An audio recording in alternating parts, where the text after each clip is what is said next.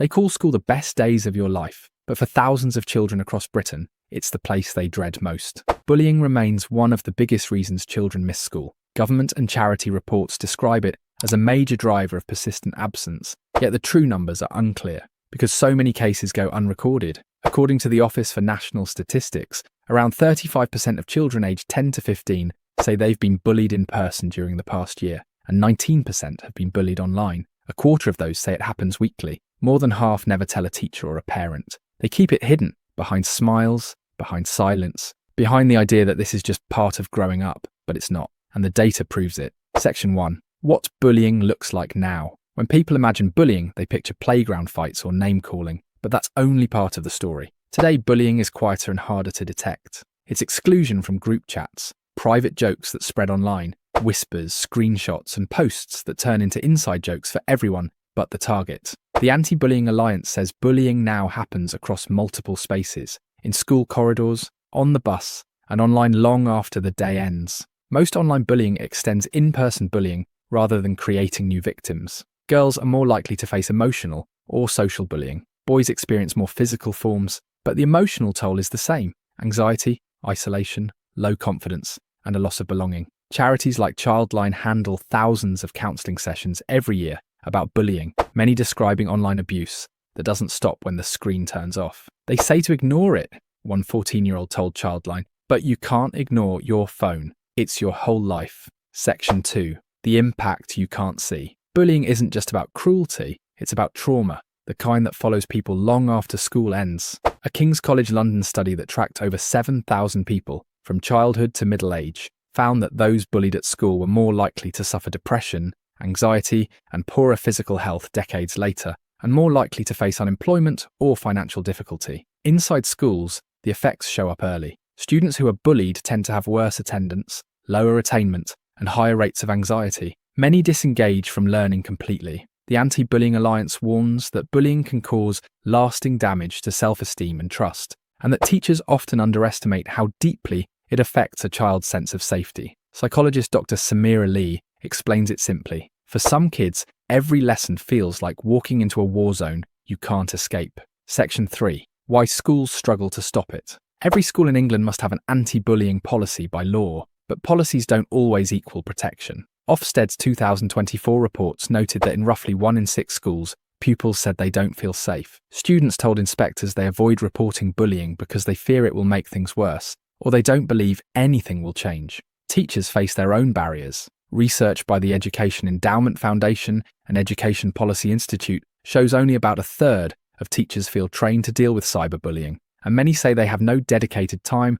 or resources to follow up on incidents. Teachers want to help, says one Manchester secondary school counsellor, but they're firefighting. One case stops, another starts. It never ends. Parents often find themselves trapped in the middle. Schools say, we're investigating. Social media companies say, we removed the post, but no one fully owns the problem, and in that space, bullying thrives. Section 4. Cyberbullying and the algorithm. Bullying used to end when the bell rang. Now it follows students everywhere. On TikTok, Snapchat, Instagram, and Discord, humiliation can spread in seconds. A private message can become public in minutes. A screenshot lasts forever. The ONS reports that 1 in 5 10 to 15-year-olds have been bullied online. The younger the group, the higher the risk. Technology companies say they're tackling it, but an Ofcom survey found that only about 1 in 6 young people report harmful content they see. And even then, many posts remain visible for days or weeks. Cyberbullying isn't just mean comments, it's the permanent replay of humiliation,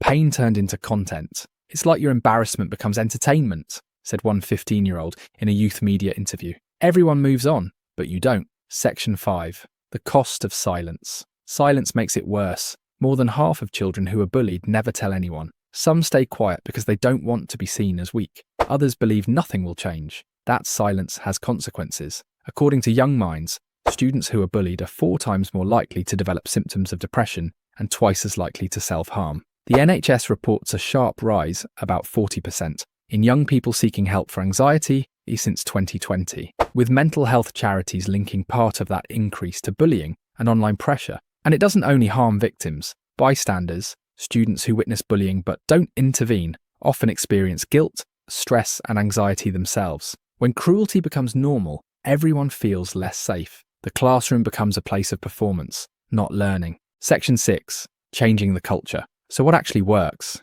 Experts say punishment alone doesn't solve it. Suspensions and detentions treat symptoms, not causes. Schools that have reduced bullying share 3 common traits: student leadership, peer mentors, and anti-bullying ambassadors who make reporting safe. Whole school training. Every adult, from teachers to canteen staff, recognizes the signs early. Digital education, lessons about empathy, privacy, and online responsibility, woven into everyday teaching. In Manchester, a pilot program trained pupils as upstanders, young people who challenge bullying when they see it. Within 6 months, reported incidents dropped by around 30%. At a national level, the government's Better Internet for Children strategy urges faster moderation of harmful content. But campaigners argue progress is slow. Children don't need slogans, says campaigner Alex Holmes. They need to be heard. Section 7. Building compassion. Bullying is about power and how we teach young people to use it. You can tell a lot about a society by how it treats its children. When kindness is seen as strength, not weakness, everything changes. It's not enough to have rules. We need culture. Schools where empathy is rewarded see bullying drop naturally because empathy is contagious too. Kids copy what we do, not what we say, says psychologist Dr. Lee. If education prepares children for life, then teaching compassion, respect, and resilience must matter as much as maths or science. Because bullying doesn't stop when school ends. It just grows up, breaking the cycle. Every child deserves to walk into school without fear.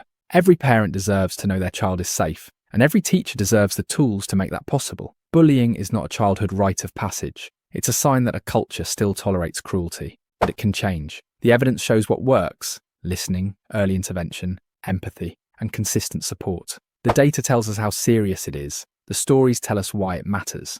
And the next generation will decide whether we finally learn from it. If you believe schools should be safe places to grow, not survive, please like this video, share it, and subscribe to Learn Media, because awareness only matters when it leads to action. This is Behind the Playground. This is Learn Media. Real stories, real learning.